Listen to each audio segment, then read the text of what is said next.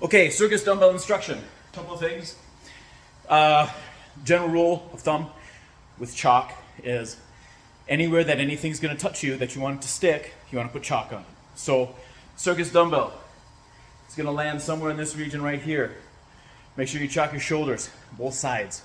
Because what you're going to do is you're going to clean it, right, and it's going to be racked, and you know that your hand can't be holding it. Your hand has to be away before you initiate that press. So if your hand is here and you come down to initiate the press, you won't get credit for that rep. So it's going to be, you're going to two-hand clean it to your shoulder, bring your arm away.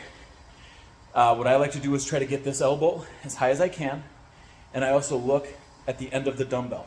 So your position, and you also want your hip to be out to the side like your little teapot, because basically you want this weight to be in line with your hip, because that's where you're going to get the best support, the best base for your drive, for your hip drive, right?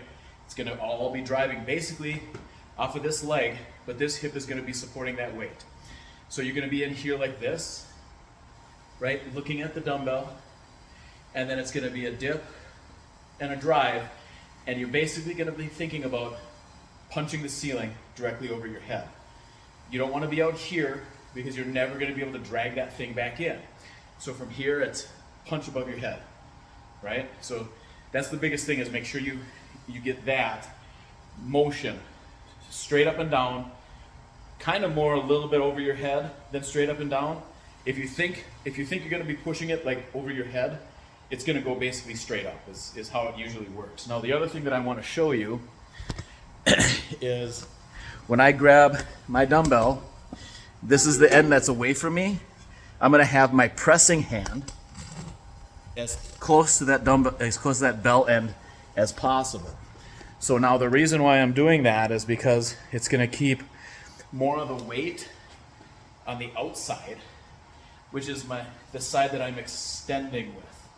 So it's going to make it easier at the top for a lockout if I'm extending with the weight, with the heavier end, than without, if that makes sense. So what it's going to look like is, again, hand as close to the outside bell as possible.